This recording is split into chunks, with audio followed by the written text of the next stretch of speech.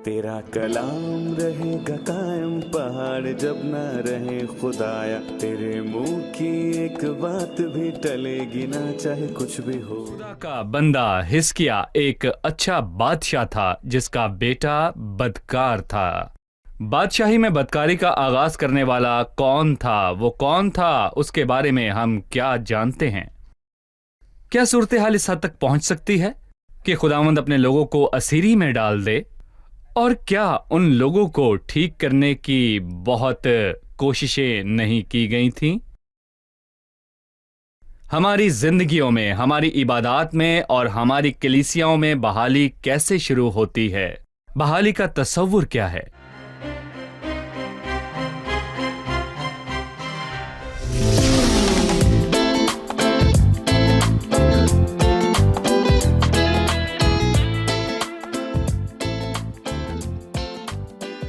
अजीज नाजरीन, मैं अयाद ज़रीफ आप तमाम देखने वालों को हमारे रोज के बाइबली मुतालिया प्रोग्राम की नई किस्त में खुशामदीद कहता हूं।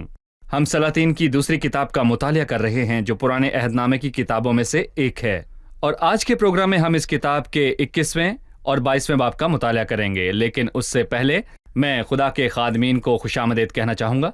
भाई इसहाक खुशामदीद, डॉक्टर एहसाम खुशामदीद, मैं आप कैसे हैं? शुक्रिया। साथ ही हमारे दीगर मेहमानों को भी खुशामदीद।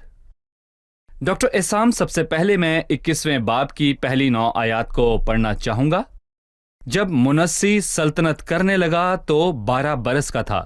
उसने 55 बरस यरूशलेम में सल्तनत की और उसकी मां का नाम हिफसीबा था।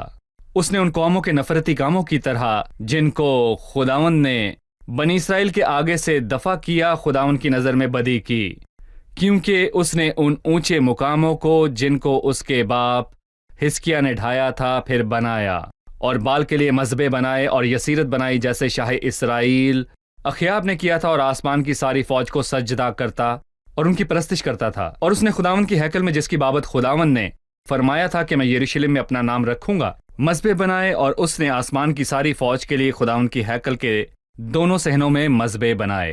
और उसने अपने बेटे को आग में चलाया और वो शगुन निकालता और अफसू नगरी करता और जिन्नात के यारों और जादूगरों से ताल्लुक रखता था। उसने खुदावंद के आगे उसको गुस्सा दिलाने के लिए बड़ी शरारत की, और उसने यसीरत की खोदी हुई मूरत को जिसे उसने बनाया था उस घर में नस्ब किया, जिसकी बाबत खुदावंद ने दाऊद और उसके बेटे सुलेमान से कहा था कि इसी घर में और यरूशलेम में, जिसे मैंने बनी इसराइल के सब कबीलों में से चुन लिया है, मैं अपना नाम अब तक रखूंगा, और मैं ऐसा ना करूंगा कि बनी इसराइल के पांव उस मुल्क से बाहर आवारा फिरें जिसे मैंने उनके बाप दादा को दिया, बशर्ते वो उन सब अहकाम के मुताबिक और उस शरीयत के मुताबिक जिसका हुक्म मेरे बंदा मूसा ने उनको दिया अमल करने की एहतियात रखें। पर उन्होंने ना माना, और मुनस्सी ने उनको बहकाया कि वो उन कौमों की निस्बत जिनको खुदावंद ने बनी इसराइल के आगे से नाबूद किया ज्यादा बदी करें। डॉक्टर एहसाम, ये किरदार मुनस्सी जो हिजकिय्याह का बेटा था वो बदकार था। मैं चाहूंगा कि आप हमें उसके मुतालिक बताइए। वो हिजकिय्याह का बेटा है और उनमें कितना फर्क है, ठीक है जी। और उनमें इतना ज्यादा फर्क है जैसे काले और गोरे के दरमियान होता है। हिजकिय्याह यहूदा का सबसे मुत्तकी बादशाह था, मुनस्सी यहूदा का सबसे बदकार बादशाह था। तो ये कैसे कामयाब हो सकता है? यहां असूली तौर पर हम पहला सबक सीखते हैं कि हिजकिय्याह बहुत सारे मामलात, खास तौर पर खुदा के मामलात में बहुत मोहतात था।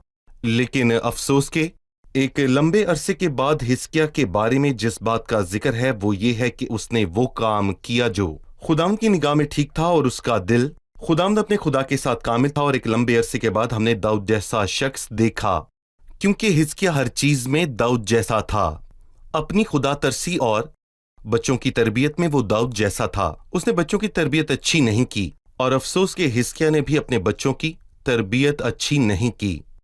मतलब कि हमें अपने बच्चों की तरबियत पर बहुत ध्यान देना है, क्योंकि ये हमारी जिंदगी की सबसे अहम जिम्मेदारी है। देखें, हम क्यों कहते हैं कि वो बदतरीन बादशाह था।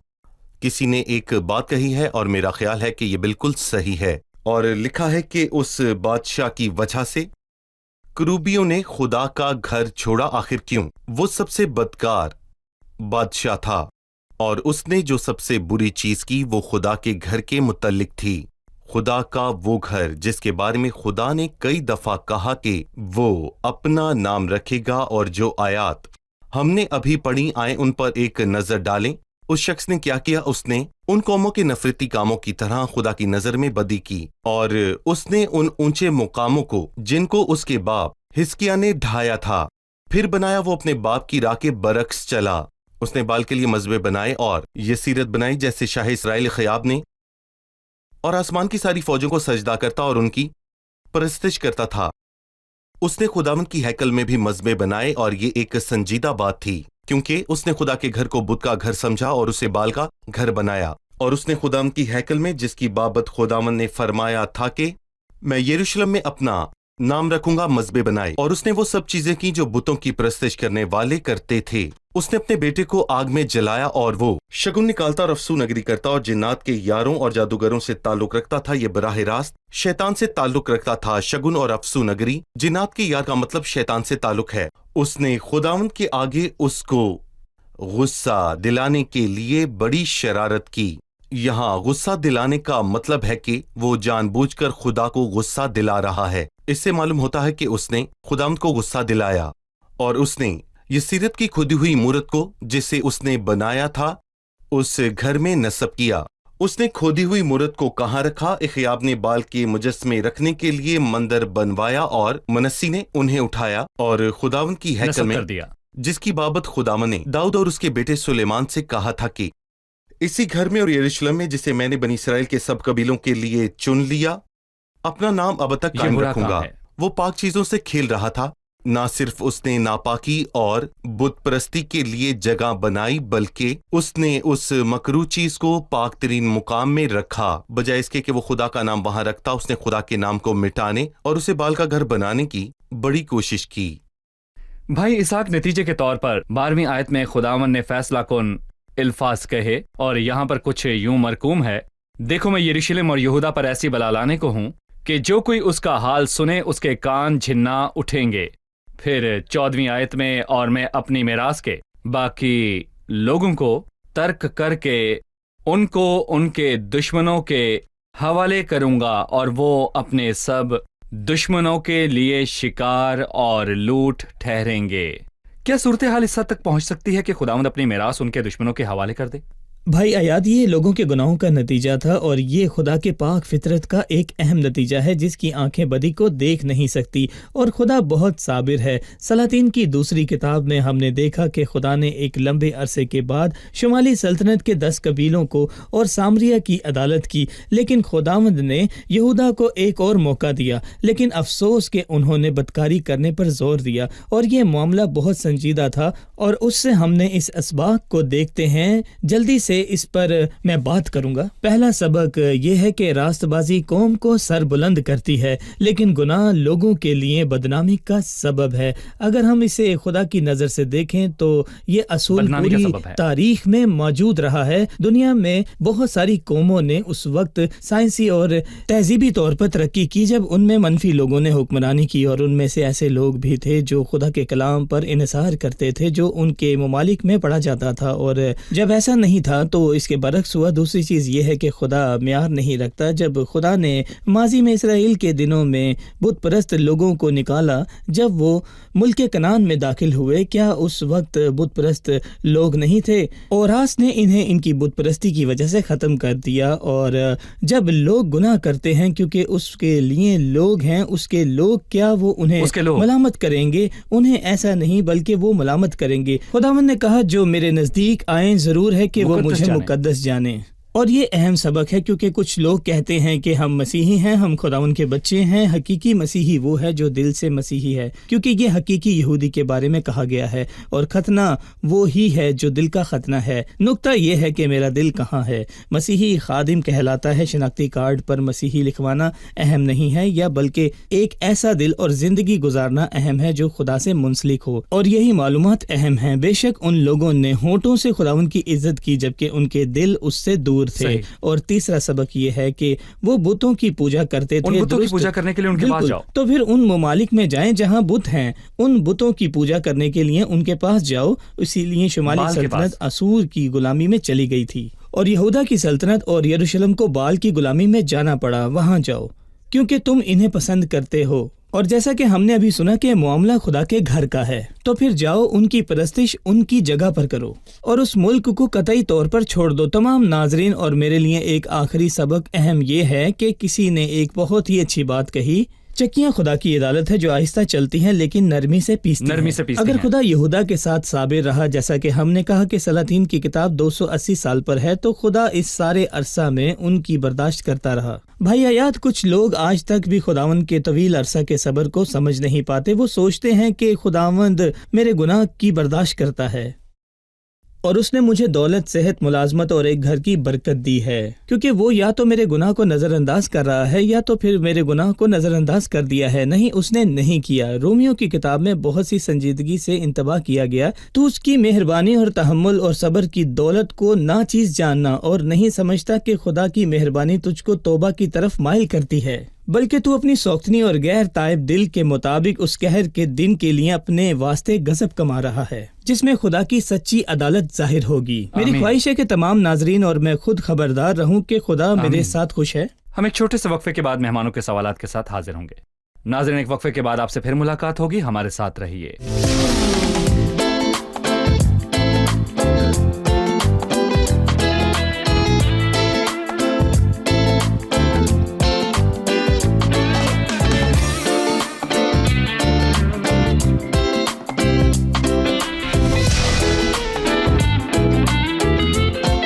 خوش آمدید. آئیے بڑھتے ہیں مہمانوں کی جانب اور جانتے ہیں ان کا سوال کیجیے. موجودہ دور میں ہم بت پرستی کو کہاں دیکھ سکتے ہیں؟ ہمارے دور میں بت پرستی کہاں ہے؟ ہم تاریخ کے بارے میں بات کر رہے ہیں. جیسے خدا کے گھر میں بتوں کی پرستش کی گئی، لیکن اب یہ کہاں ہے؟ بت پرستی مختلف شکلیں لاتی ہے. یہ غائب نہیں ہوئی اور نہ ہوگی، بلکہ یہ بڑھے گی. ہمیں یہ جاننے کی ضرورت ہے کہ بت پرستی ایک اصول ہے جو ہمارے دلوں پر غالب ہو جاتا ہے کہ ہم اس سے منسلک ہوں، اور وہ ہمیں خدا سے دور کر دیتا ہے. بہت ساری چیزیں براہ راست اور بہت ساری چیزیں بالواسطہ ہیں جن پر ہم توجہ نہیں دیتے. اور شیطان کی پرستش کرنا ظاہری چیزیں ہیں. کیا ان کا کوئی وجود ہے؟ یہ وجود رکھتی ہیں. کیا یہ مصر میں ہے؟ کیا یہ عرب کے علاقے میں ہے؟ جی ہاں، یہ مصر اور عرب کے علاقے میں ہے، اور خدا کو رد کرنا ان کا عام سا اصول ہے. جہنم کے دروازے کس نے پکڑ رکھے ہیں؟ کیا یہ شیطان نہیں ہے؟ خدا کی پاکیزگی کی وجہ سے اس کے ساتھ منسلک ہونا مشکل ہے، لیکن شیطان محظوظ ہونے دیتا ہے. وہ جہنم پر اختیار رکھتا ہے، لہٰذا میں اسے کہوں گا مجھے جہنم نہ بھیج تو وہ مجھے نہیں بھیجے گا. شیطان کی پرستش موجود ہے، اور وہی سرگرمیاں ہیں جو کہ ماضی میں بت پرستی کی شکل میں کی جاتی تھیں، جیسے کہ قتل کرنا، خون بہانا اور وغیرہ وغیرہ. اور ناپاکی اور گھٹیا پن دونوں ہی موجود ہیں. اور کیا موجودہ دور میں دوہریت موجود ہے؟ یہ موجود ہے. یہ کیوں موجود ہے؟ کیونکہ انسان اپنا دل خود کنٹرول کر رہا ہے، لہٰذا وہ خدا سے دور ہو گیا ہے تاکہ وہ خدا کے ساتھ مشکل میں نہ پڑے جو اس کی عدالت کرے گا. میں کہانی بھول گیا ہوں. احمق اپنے دل میں کہتے ہیں، اپنے ذہن سے نہیں، کیونکہ جب ذہن سوچتا ہے تو درست سوچے گا اپنے دل میں، اور دل خواہش اور بدعنوانی میں رہتا ہے. کون مجھے بدعنوانی میں رہنے سے محفوظ کرے گا؟ خدا. لہٰذا احمق نے اپنے دل میں کہا کہ کوئی خدا نہیں. عام معاملات میں بہت ساری پوشیدہ چیزیں ہیں جو ہم روز کرتے ہیں، جیسے کہ مایوسی کے خیالات ہیں جو یہاں پر موجود ہیں. مثلا اگر کوئی ایکس شخص سے مایوس ہے مگر وائی سے پر امید ہے، کیا ایسا نہیں کہ بت انسان کے مزاج کو کنٹرول کرتے ہیں؟ دیکھیں، کچھ لوگ کالی بلی سے مایوس ہوتے ہیں، اور میں پوچھنا چاہوں گا کیا یہ چیز یہاں موجود ہے یا نہیں؟ یہ موجود اور ہے. کچھ لوگ نمبروں سے خوف زدہ ہیں، مثال کے طور پر 13 نمبر سے. یہ لوگوں کے مزاج میں موجود ہے. مثال کے طور پر اگر میں کسی دن کہیں جاؤں تو وہ شخص مجھے وہاں ملے تو میرا دن برا ہوگا. جیسے کہ کچھ لوگ کئی لوگوں سے مایوس اور کئی لوگوں سے نا امید ہوتے ہیں اور کہتے ہیں کاش مجھے ایکس مل جائے. یہ کیا ہے؟ مزاج کو کنٹرول کرنے سے شیطان انسان کو خدا سے دور کرنے کی کوشش کرتا ہے تاکہ انسان ان چیزوں پر امیدیں لگائیں جو وہ کنٹرول کرتا ہے. میں ایک عام اصول بیان کروں گا. دنیا کی ہر چیز جو انسان کے دل کو کنٹرول کرتی ہے وہ بت ہے. جب میرا کام میرے دل کو کنٹرول کرتا ہے تو کیا یہ بت ہے یا نہیں؟ یہ بت ہے. جب میرے بچے میرے دل کو کنٹرول کرتے ہیں تو کیا یہ بت ہے یا خدا سے نہیں؟ دور کر دیتے وہ ہیں. مجھے خدا سے دور کر دیتی ہیں جب دولت یا بنیادی خواہشات مجھ پر قابض ہوتی ہیں. لہٰذا بت صرف مجسمے نہیں، کیونکہ مجسموں کا معاملہ ختم ہو چکا ہے. ہم بس انہیں فرعون کے محلوں میں دیکھتے ہیں، لیکن اگرچہ آج کل کے دنوں میں لفظی مجسمے نہیں، لیکن دلوں میں مجسمے ہیں جو دلوں پر قابض ہیں۔ علم نجوم والے کہتے ہیں میں آج اپنی قسمت کا حال دیکھتا ہوں۔ اگر وہ کچھ برا پڑھتے ہیں تو کہتے ہیں آج کا دن تو بہت برا تو پھر گزرے وہ سارا گا۔ دن اداس رہتا ہے۔ اگر وہ اچھے الفاظ پڑھتے ہیں تو پر امید ہو جاتے ہیں۔ اور کیا یہ ایک طرح کی بت پرستی نہیں جس میں خدا کی تعریف نہیں؟ بھائی اسحاق منسی کے بعد کوئی بھی اتنا بدکار نہیں تھا جتنا وہ تھا۔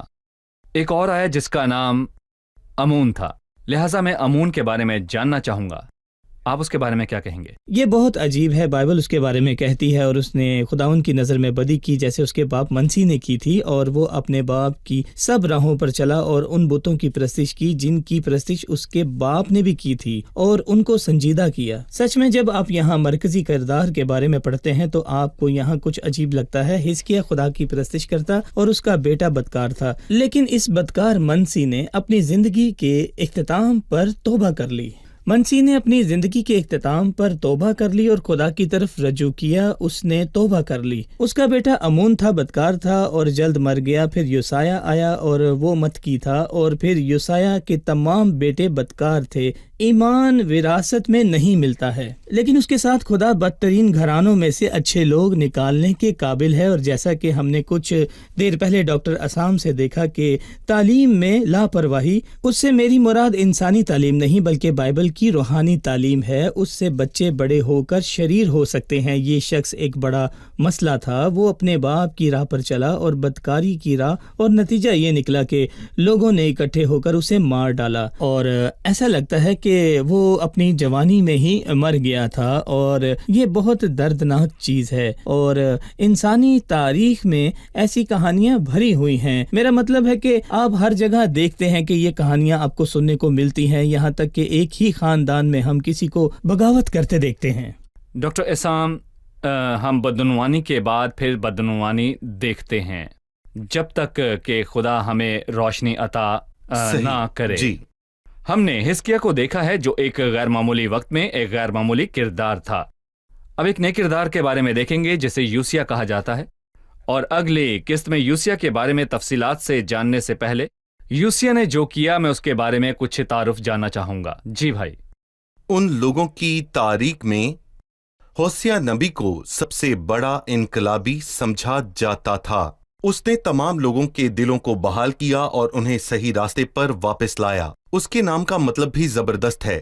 ہوسیہ کے نام کا مطلب خدا کی طرف سے مدد ہے، ایک اچھا مطلب جو اس کی زندگی میں ظاہر ہوا، جیسا کہ ہر چیز میں خدا نے خود اس کی مدد کی۔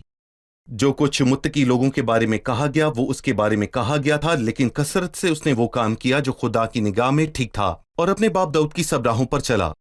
یہاں لفظ سب پر غور کریں، یہ جو 22ویں باب میں واضح طور پر لکھا ہے کہ وہ اپنے باپ داؤد کی سب راہوں پر چلا اور داہنے یا بائیں ہاتھ کو متعلق نہ مڑا، اور آغاز کے طور پر یہ بہت ہی حیرت انگیز بات تھی، اور سب سے پہلی چیز یہ تھی کہ اس نے خدا کے گھر کی دیکھ بھال کی، اور جب خدا دیکھتا ہے کہ کوئی اس کے گھر کی دیکھ بھال کر رہا ہے تو خدا اسے بڑی الہی مدد فراہم کرتا ہے۔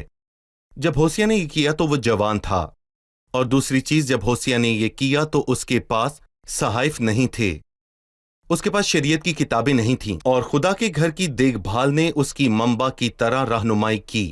میرے گھر کی دیکھ بھال کا طریقہ جاننے کے لیے میری کتاب پڑھیں۔ خدا کے گھر میں کام کرتے ہوئے خدا نے کس کو بنایا، اس کی تلاش شریعت کی کتاب کی تلاش کریں، اور یہ ہمیں دکھاتا ہے کہ خدا کس طرح اس روح کی رہنمائی کرتا ہے جو اس کی مرضی پوری کرنے کی پیاسی ہے۔ شریعت کی کتاب نہیں تھی لیکن خدا نے عطا کر دی، اور اس شخص کی اہم بات یہ تھی جو اس نے اس کتاب کو سنتے ہوئے کی، اس نے کیسے رد عمل کیا۔ جب اس نے شریعت کی کتاب کو دل سے سنا تو اسے صورتحال سمجھ آئی، اور شریعت کی کتاب یہ بیان کرتی ہے کہ یہ لوگ خدا کی عدالت اور اسیری میں جانے کے مستحق تھے۔ اس نے اپنے کپڑے پھاڑ دیے، اور ماضی میں کسی نے شریعت کی کتاب کو آگ میں پھینک دیا تھا، لیکن اس نے شریعت کی کتاب کے سامنے اپنے کپڑے پھاڑ دیے اور پوچھا کہ کوئی اسے بتائے کہ چیزوں کو کیسے ٹھیک کیا جائے۔ چنانچہ اس نے جو اصلاحات کی اس کا آغاز اس کے دل میں ہیکل کی مرمت کرنے سے ہوا، اور ہیکل کی مرمت خدا کی کتاب کے بغیر نہیں ہو سکتی۔ ہم ایک وقفے کے بعد مہمانوں کے سوالات کے ساتھ حاضر ہوں گے۔ ناظرین، وقفے کے بعد آپ سے پھر ملاقات ہوگی، ہمارے ساتھ رہیے۔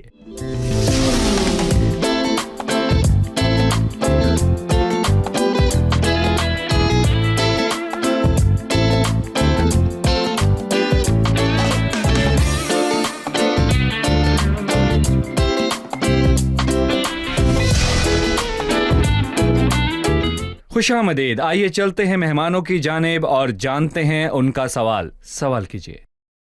हमने देखा कि हौसिया अपने लोगों के लिए एक बड़ी बहाली लाया और उन्हें एक सूरत हाल से दूसरी में मुंतकिल किया। मौजूदा दौर में हमारी कलीसियाओं में बहुत सी मुश्किल सूरत हाल हैं। हम अपनी इबादत में कैसे बहाली ला सकते हैं? यूसिया को लाकर हमारी कलीसियाओं में बहाली कैसे आ सकती है?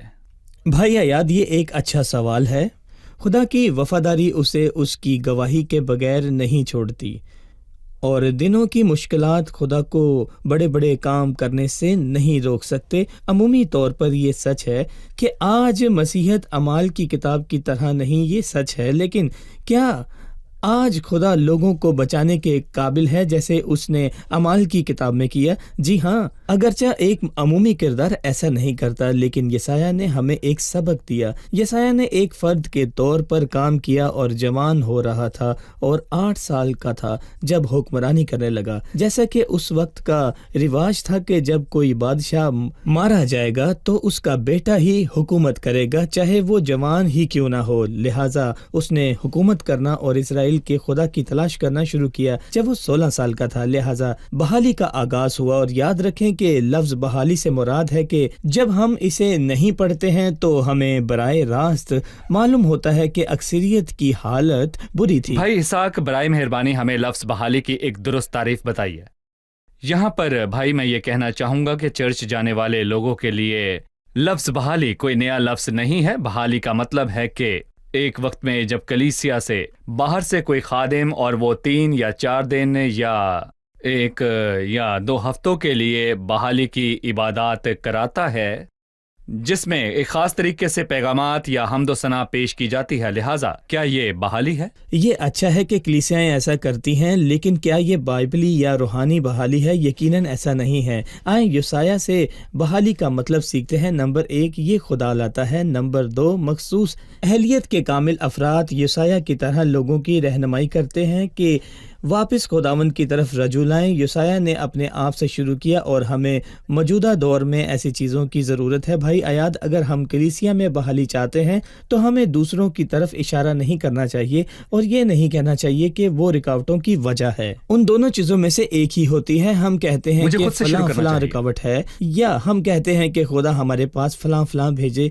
जो अच्छा है। मुझे अपने आप से शुरू करना चाहिए। उसने वो काम किया जो खुदावंद की निगाह में ठीक था। उसने अपने आप से शुरू किया और अपने बाप दाऊद की सब राहों पर चला और दाएं या बाएं हाथ को मुताबिक ना मुड़ा। लिहाजा हमें अपने आप से शुरू करना चाहिए। ये नंबर 1 है। नंबर 2, बादशाह की हैसियत से उसने बादशाही के बुतों को पाक करना शुरू किया। उसने अपना इख्तियार अपने इख्तियार को दुरुस्ती से इस्तेमाल किया। अगरचे हम बादशाह नहीं हैं, हम एक शोहर या भाई या बहन और कलीसिया में खादिम हैं। अपनी जिम्मेदारी के दायरा कार में अपने घरों में हैं, नमूना बने और जो आपके इख्तियार में हैं उनकी दुरुस्त रूहानी हालत की तरफ से हौसला अफजाई करें। ये दूसरी चीज है जो यसाया ने की। मैं दोबारा दोहराता हूँ कि यसाया ने खुद से शुरू किया।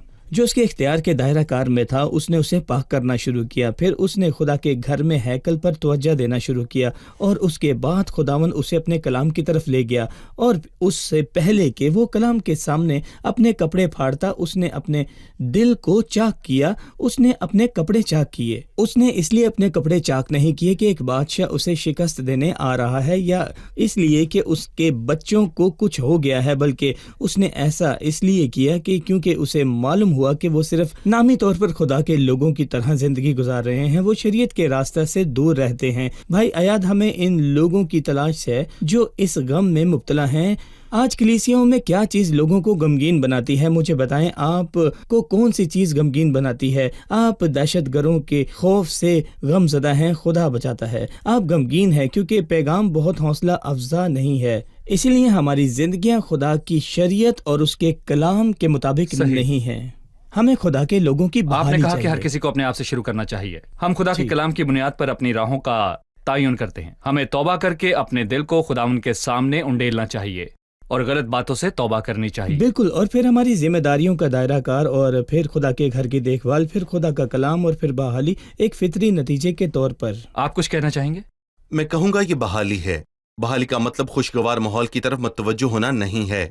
दरअसल ये बहाली के बारे में इंसानी तस्वुर है, लेकिन बहाली यहाँ खुशगवार माहौल पर मुश्तमिल नहीं, बल्कि गम में कपड़े फाड़ने खुदा के सामने सजदा करने पर है। اس کا آغاز غم سے ہوا اور پھر اس کے بعد توبہ کی گئی۔ بحالی ان لوگوں کی حقیقی توبہ ہے جن میں خدا نے حقیقی بحالی کو قائم کرنے کے لیے کام کیا، پھر اس صحیح۔ کے بعد ہم دوسروں کی طرف رجوع کرتے ہیں۔ ٹھیک ہے، اب ہم مہمانوں کے ساتھ مل کر کس کی دہرائی کریں گے؟ ایک خدا ترس بادشاہ تھا، اس کا بیٹا بدکار تھا، وہ کون تھا اور ہم اس کے بارے میں کیا جانتے ہیں؟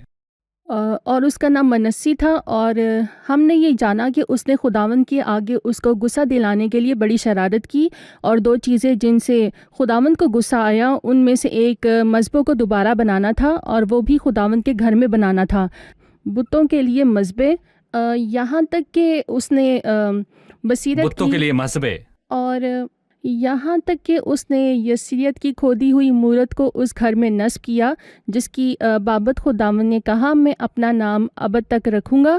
ہم نے شیطان کی پرستش کے متعلق کچھ اعمال بھی دیکھے، جیسے کہ اس نے اپنے بیٹے کو آگ میں جلایا اور شگون نکالے اور افسو نگری کی، اور وہ سب کچھ خداوند کو غصہ دلانے کی وجہ بنے۔ یوسیہ نے بحالی کے دور کا آغاز کیا، ہماری عبادات میں اس کا آغاز کیسے ہو سکتا ہے؟ ہم نے یہ بھی سیکھا کہ دوسروں پر انگلی اٹھائے بغیر آپ اپنے آپ سے شروع کرنا سب سے اہم بات ہے، اور یہ کہنا کہ بحالی کے لیے انہیں بدلنا چاہیے نہیں۔ بحالی کا آغاز تب ہوتا ہے جب ہر کوئی اپنے آپ سے شروع کرتا ہے، جیسے کہ ہوسیہ کے بارے میں یہ کہا گیا کہ اس نے وہ کیا جو خداوند کی نگاہ میں اچھا تھا۔ یہ پہلی چیز تھی۔ دوسری چیز یہ ہے کہ ہر کسی کو اپنے ارد گرد موجودہ لوگوں سے شروع کرنا چاہیے، اور پھر ہم ہوسیہ کی طرح خدا کے گھر کی دیکھ بھال کر سکتے ہیں۔ صحیح، خدا آپ سب کو بہت برکت دے۔ خادمین کا بھی شکریہ۔ خدا کے فضل سے اگلی قسط میں ہم یوسیہ کے بارے میں جانیں گے۔ خداوند آپ کے ساتھ۔ تیرا کلام رہے گا قائم، پہاڑ جب نہ رہے خدایا، تیرے منہ کی ایک بات بھی ٹلے گی نہ، چاہے کچھ بھی ہو۔